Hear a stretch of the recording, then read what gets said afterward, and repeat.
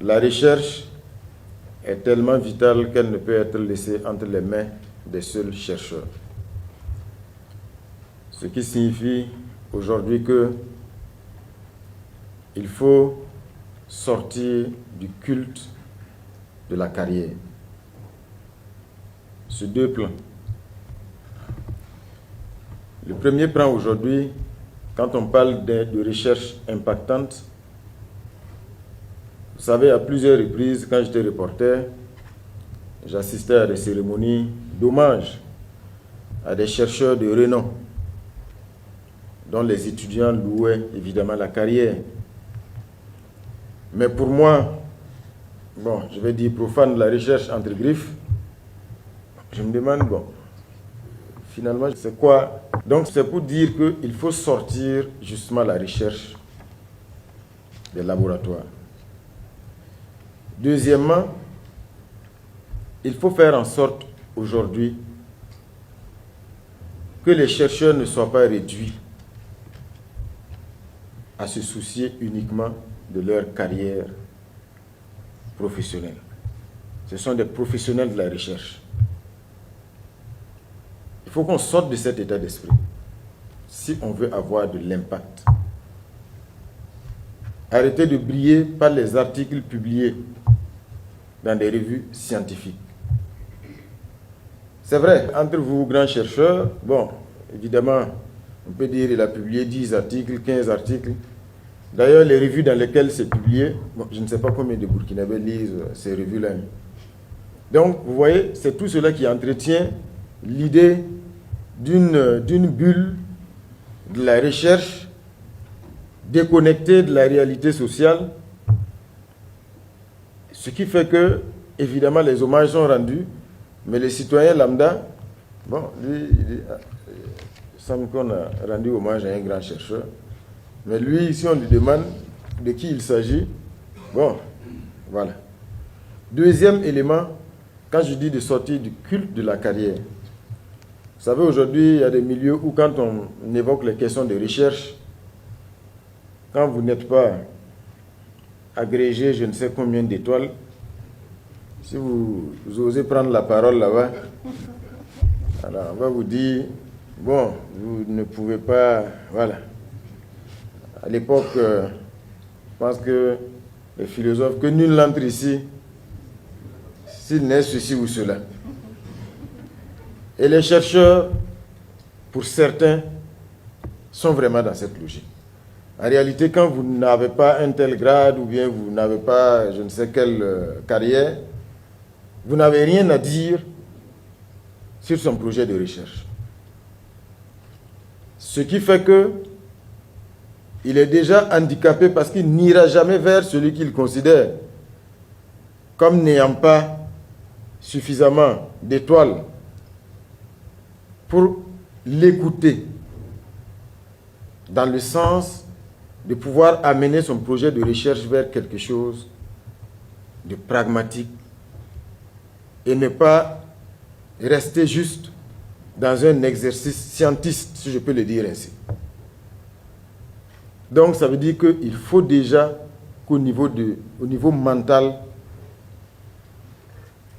tout le monde se réinvente. Si le camarade président du FASO a érigé la recherche en priorité, c'est pour dire qu'aujourd'hui, la recherche est un secteur vital pour le Burkina. Et on ne peut plus se payer le luxe de laisser ce secteur-là entre les mains des seuls chercheurs. Donc c'est un préalable déjà qu'il convient de résoudre.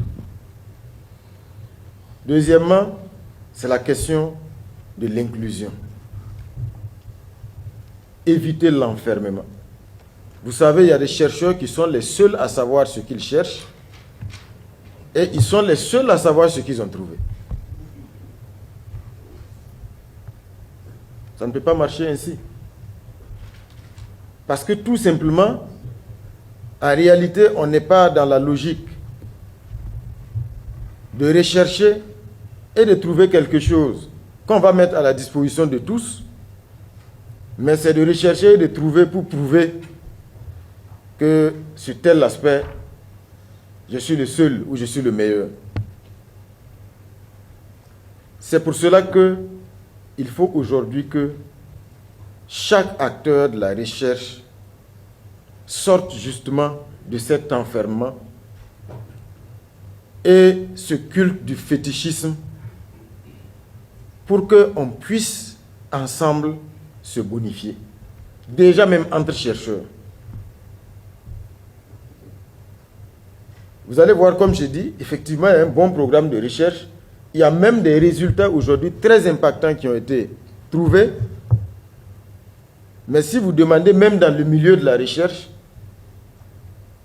beaucoup ne savent même pas qu'il y a eu ce travail de recherche-là et ce résultat qui sommeille dans les tiroirs.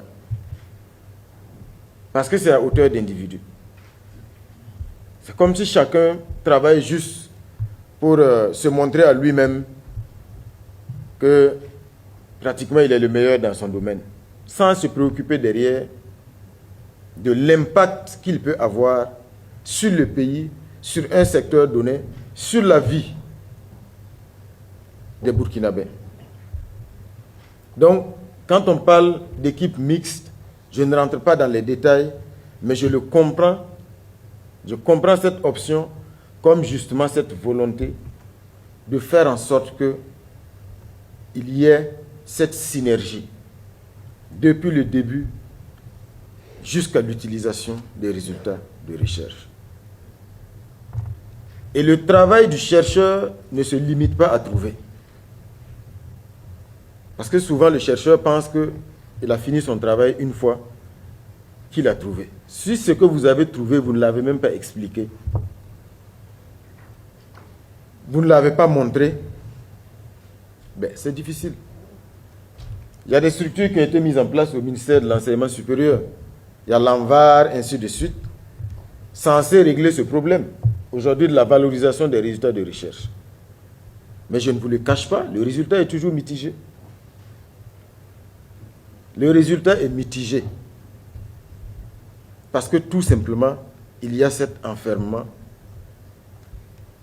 qui fait que chacun veut faire les choses juste pour prouver à soi-même, plutôt que de penser à l'impact éventuel que l'on pourrait avoir. Le ministre l'a également indiqué. Dans les nouveaux statuts, il faut que les chercheurs comprennent qu'au même titre que tous les agents publics, ils sont des agents employés par l'État. Et l'État, c'est l'ensemble des citoyens burkinabés, c'est vous, c'est moi, c'est tout le monde. Donc on ne peut pas fonctionner dans un institut de recherche comme si on s'auto-employait. Tant qu'on reste dans cette perspective, ça va être difficile. Si vous travaillez dans une institution de recherche qui met à votre disposition les outils, qui paye votre salaire, qui paye vos missions, vous ne pouvez pas aboutir à un résultat et puis vous approprier ce résultat comme si, en réalité, ben, c'est vous qui aviez donc investi, c'était une entreprise privée. Ça ne peut pas marcher. Je caricature, moi je suis un promoteur minier, je crée ma grande mine industrielle, je vous emploie en tant que grand technicien, vous trouvez un bon filon, et puis vous me dites que, bon, comme c'est vous qui avez trouvé le filon, vous voulez sortir avec l'or. Ça ne peut pas marcher. Nous ne sommes pas des associés. Si vous n'aviez rien trouvé, votre salaire allait continuer à être versé. Donc il faut aujourd'hui que on rentre tous dans les rangs de l'État. Donc ça, c'est quelque chose d'essentiel qu'il convient de corriger. Le ministre l'a indiqué tantôt. Vous rentrez, comme j'ai dit, dans les institutions de recherche, vous allez voir que le directeur de l'institut, en réalité, il joue un rôle seulement administratif, entre griffes. Parce que chaque chercheur mène son projet exactement comme si, bon, c'est l'ordre de mission seulement que le directeur doit signer, ainsi de suite. Bon, pour le reste, ce n'est pas lui qui gère. Ou alors, quand on a la chance d'avoir un financement extérieur, vous allez voir un partenaire extérieur, bon, pour peu qu'il permette aux chercheurs en question d'avoir quelques missions à l'extérieur, de mettre à sa disposition 2-3 millions de francs, en fait, le chercheur se sent beaucoup plus redevable. Désormais, à ce partenaire-là, je suis désolé de vous le dire, dans la révolution progressiste populaire, on se dit la vérité.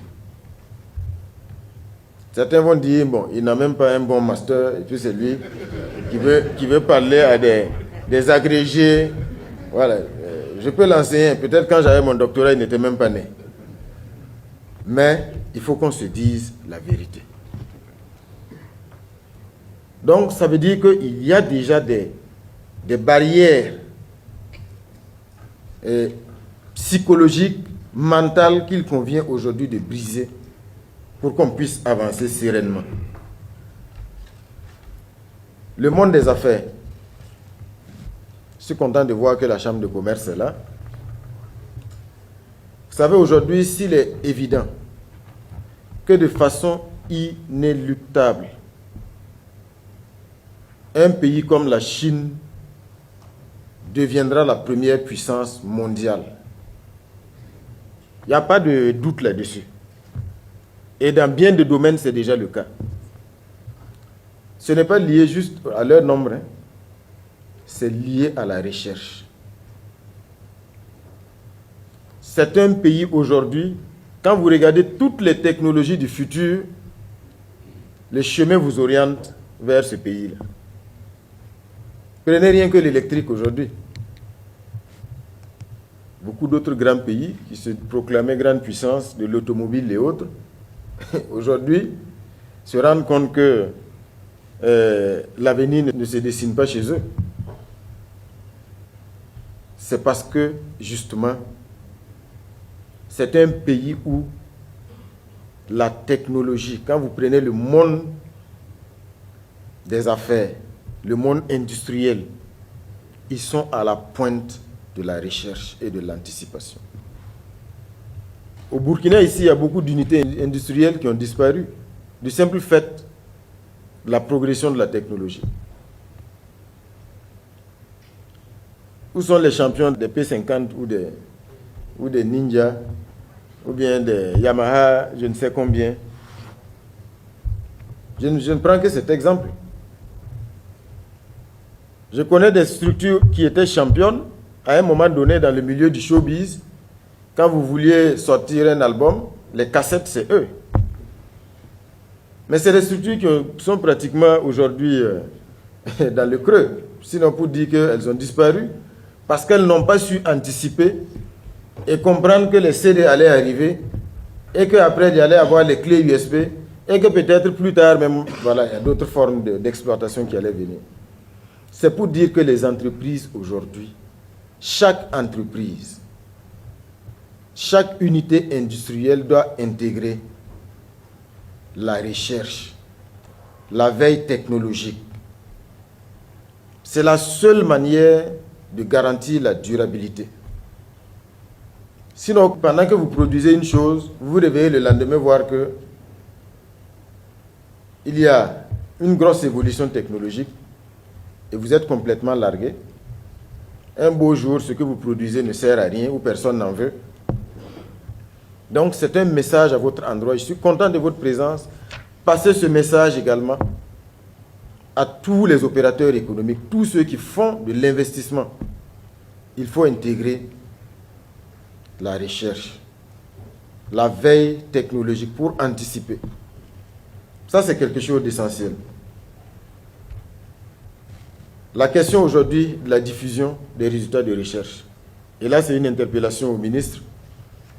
Je pense qu'il faut également prendre soin de ne pas enfoncer des portes déjà ouvertes. Beaucoup l'ont invoqué, on a déjà beaucoup de résultats de recherche. Malheureusement, les choses n'ont peut-être pas été conduites comme cela se devait, si bien qu'on a des résultats qui dorment aujourd'hui dans des tiroirs. Il y a des jours où vous dites, bon, on va faire ceci, vous êtes surpris que quelqu'un vous dise, mais c'est déjà fait. oui, tel chercheur-là, vraiment, il a fait un gros travail là-dessus, ainsi de suite, il a même fait ci, il a même fait ça, mais ce n'est pas connu. Donc c'est pour dire qu'aujourd'hui, dans la nouvelle dynamique, il faut prendre cet aspect en compte, pour que ce qui est fait ne soit pas à refaire. Vous allez mettre en place une équipe mixte de recherche et vous êtes surpris de voir un retraité de la recherche qui sort vous dit, mais allez regarder ici, c'est quelque chose qui est déjà fait. Donc ça veut dire que c'est également un aspect qu'il convient de prendre en compte. Alors l'institution, depuis hier, donc, de ce compte spécial pour financer la recherche dans son ensemble, c'est une mise en œuvre diligente des instructions fermes du camarade président du FASO. Le représentant de la Chambre de commerce s'est inquiété. Je profite et renouveler un message du camarade président du FASO. Et veillez à transmettre ce message à tous les acteurs des affaires champions de l'import-export. Et quand on dit import-export, c'est 99,9% d'import et 0% d'export. Le Burkina est dans la logique d'arrêter d'être un consommateur servile. Donc tous ceux qui sont aujourd'hui dans le secteur de l'importation, quand on demande à un opérateur d'investir dans un domaine donné, ils disent non, non, non, ce n'est pas la peine, y a ça, on peut amener ça plus facilement de tel pays ou de tel pays. Ça, on n'est plus dans cette logique. Les produits qui seront taxés ont été soigneusement étudiés pour ne pas créer de l'inflation et ne pas toucher des produits de grande consommation qui touchent le Burkinabé lambda. Mais il y a certains produits, je peux vous les citer. Quand on prend aujourd'hui les meubles ou la literie importés, le président était clair là-dessus. Le président était clair là-dessus. Il n'est plus question pour une institution publique de prendre des ressources publiques pour aller commander des tables, commander des chaises venues de je ne sais où qui a traversé la mer, pendant que nous avons ici des jeunes, des entreprises qui ont la capacité de produire ces meubles. Investissez, commandez auprès d'eux, ils auront les ressources pour acquérir les équipements nécessaires afin d'affiner davantage la qualité des meubles qu'ils vont proposer. Les taxes vont toucher par exemple ce secteur. C'est la volonté d'avoir des ressources, mais c'est aussi la volonté de protéger et de promouvoir les acteurs au niveau local. Les perruques, on va les surtaxer. Donc, c'est pour vous dire que ce sont des secteurs qui ont été soigneusement étudiés et soyez rassurés, il n'y aura pas d'inflation. Tout ce qui peut arriver, c'est que celui qui n'a pas compris aujourd'hui que l'avenir n'est pas dans l'importation, c'est lui qui n'aura que ses yeux pour pleurer. Vous êtes champion de l'importation de meubles, investissez au Burkina Faso, créez vos unités de production de meubles, il faut vous équiper, employer des jeunes qui vont nous sortir des meubles. Quand vous regardez, vous allez penser que ça vient d'ailleurs. Tellement c'est raffiné, tellement c'est beau, tellement c'est durable. Donc c'est un message qu'il faut passer à tous les champions de l'importation. Vous avez dit qu'il faut concerter, on ne concertera personne dans ce domaine-là. L'État va s'assumer. Vous pensez que si on concerte les importateurs, ils vont accepter qu'on mette un prélèvement? Voilà. Donc, nous, on encourage l'investissement. Il faut investir ici. Il faut exploiter les résultats de la recherche ici. Produire pour que les Burkinabés consomment avec fierté. Donc ça, ce n'est pas quelque chose de négociable. Alors, l'autre élément également, le ministre a évoqué, je pense que c'est un directeur qui a évoqué la question du FACA. Instruction, monsieur le ministre, je veux un point de situation concernant le FACA. Parce que c'est un symbole fort de ce qu'il ne faut pas faire. Le FACA, je pense que aujourd'hui, si on dit qu'il y a rupture de ce produit-là au Burkina Faso, il y a quelque chose qui ne va pas. Le ministre a évoqué la notion du patriotisme.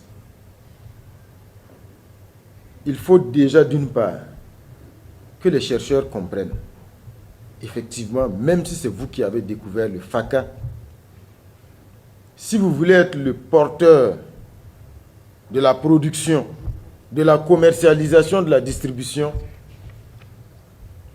ça ne va pas marcher. Deuxièmement, il faut que les médecins aussi comprennent. Vous savez, il y a ce qu'on appelle les délégués médicaux. Tous les jours, ils sont avec nos médecins. Et vous allez voir que pendant que le FACA est un produit issu de la recherche, du génie de nos chercheurs, qui a fait les preuves de son efficacité, on va l'abandonner pour prescrire autre chose. Donc, c'est pour dire que c'est une responsabilité partagée. Mais je veux un point de situation pour qu'on trouve une solution définitive à ce problème de FACA et de sa disponibilité. Moi-même, j'ai acheté le FACA parce qu'à un moment donné, j'ai un membre de ma famille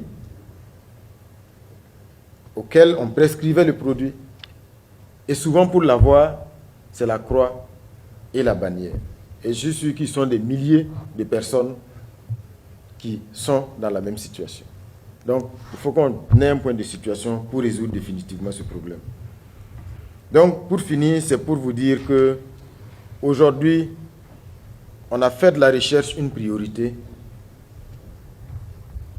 Et nonobstant le fait que nous ne soyons pas des agrégés en ceci ou cela, nous allons avoir un œil sur la recherche pour aider à ce que l'ensemble de l'écosystème de la recherche soit à la hauteur des défis du moment. Le fonds qui vient d'être institué ne va pas servir à financer des carrières. Non. C'est pour financer véritablement une recherche impactante qui nous permette d'avoir des résultats tangibles dans tous les secteurs stratégiques. J'ai fini par une anecdote. Quelqu'un me racontait dans un pays que, vous voyez les femmes qui grillent le maïs au bord de la route ou la banane. Il y a des ressortissants d'un pays que je ne vais pas citer. Il semble qu'ils sont venus, ils ont regardé un temps, ils sont repartis. Ils sont revenus avec un petit outil, au lieu que ce soit dans des fourneaux. Et les femmes sont assises, elles sont obligées même de se brûler pour pouvoir... vous mettez juste le maïs ou ce que vous voulez à l'intérieur. Il y a un dispositif qui est là avec 10 fois moins de charbon.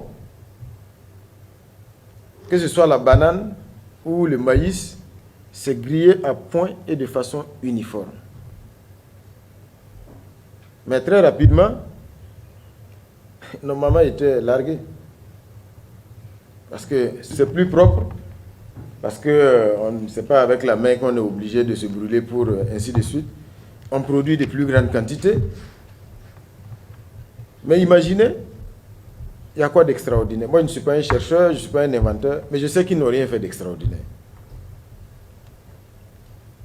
Donc, c'est pour dire qu'il nous faut vraiment de la recherche, de l'innovation qui répondent à des besoins très simples. Le premier qui fera ça, quand nos mamans vont le voir en train de passer, on va dire, ah, voilà un chercheur, c'est lui-là qui a mis ça à notre disposition. Et le jour où on va le célébrer, tout le monde dira, ah, si c'est lui, oui, nous le connaissons. C'est juste une caricature pour dire aujourd'hui que, conformément aux orientations du camarade président du FASO, je suis convaincu d'une chose, tous ensemble, nous allons pouvoir être à la hauteur du défi du moment.